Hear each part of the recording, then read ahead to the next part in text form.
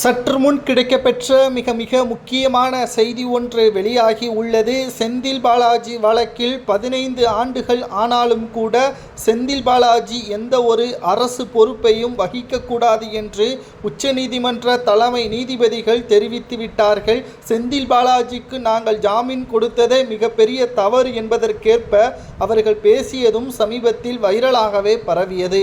இந்த நிலையில்தான் செந்தில் பாலாஜி அவர்களுக்கு மீண்டும் அமைச்சர் பதவி எப்படியாவது பெற்றுக் கொடுக்க வேண்டும் என்ற ஆர்வத்தோடு இருக்கிறார் ஸ்டாலின் அவர்கள். ஏனென்றால் அவர் மூலமாக பல நன்மைகள் திமுகவில் நடக்கும்.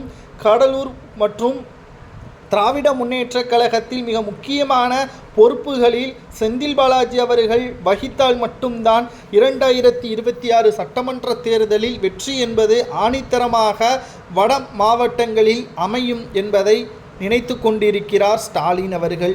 இதற்காக வட மாநிலங்களில் இருந்து பல்வேறு வழக்கறிஞர்களை விலைக்கு வாங்கியுள்ளார். இந்த வழக்கிற்காக தமிழகத்தில் வழக்கறிஞர்கள் இல்லையா? ஏன் உங்களது கட்சியில் பல வழக்கறிஞர்கள் இருக்கிறார்களே, அவர்கள் உங்களுக்கு சாதகமாக தீர்ப்பை மாற்றித்தர மாட்டார்களா என்ற கேள்விகளையும் முன்வைத்து வருகிறார்கள். வடமாநிலத்தை எதிர்த்து பேசக்கூடிய ஸ்டாலின் அவர்கள் திமுகவின் வழக்கை காப்பாற்றுவதற்கு வடமாநில வழக்கறிஞர் தான் வர வேண்டுமா என்றும் பலரும் சமூக வலைதளங்களில் வைரலாக பரப்பி வருகிறார்கள். அதிலும் குறிப்பாக ஸ்டாலின் அவர்கள் தனது சொந்த கட்சியின் வழக்கறிஞரையே நம்பவில்லையா என்றும் பலரும் பேசி வருகிறார்கள்.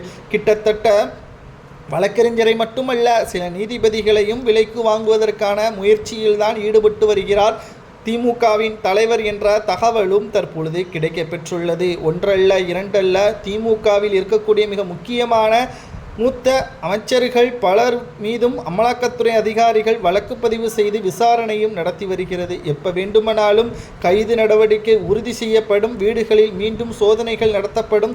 இன்னும் 12 மாதங்கள் தான் இருக்கிறது. அமைச்சர்கள் யாரும் வாயை திறந்து சர்ச்சையில் சிக்கிவிட வேண்டாம். அது திமுகவின் தோல்விக்குத்தான் உறுதியாக இருக்கும் என்று நேற்று நடைபெற்ற மாவட்ட செயலாளர்கள் கூட்டத்திலும் கூட கராராக பேசிவிட்டார் ஸ்டாலின் அவர்கள். ஆனால் இப்பொழுதே ஸ்டாலின் அவர்கள் செய்வது என்னவென்றால், வடமாநிலத்தில் இருந்து பல்வேறு வழக்கறிஞர்களை விலைக்கு வாங்கி தமிழகத்தில் அவர்களை மிக முக்கியமான வழக்குகளில் வாதாட வைத்து திமுகவின் மூத்த அமைச்சர்கள் வழக்குகளை எப்படியாவது அவர்கள் அந்த வழக்கில் இருந்து விடுபட செய்தால் மட்டும்தான் சட்டசபை தேர்தலில் எந்த ஒரு பிரச்சனையும் இல்லாமல் பிரச்சாரம் செய்ய முடியும். இல்லை என்றால் எதிர்க்கட்சியினர்கள் இந்த வழக்கை பற்றியான பிரச்சனையை பூகமமாக வெடித்து அப்படியே திமுகவின் தோல்விக்கு வழிவகுத்து விடுவார்கள் என்பதுதான் திமுகவின் தலைவருக்கு அச்சமாக இருக்கிறது.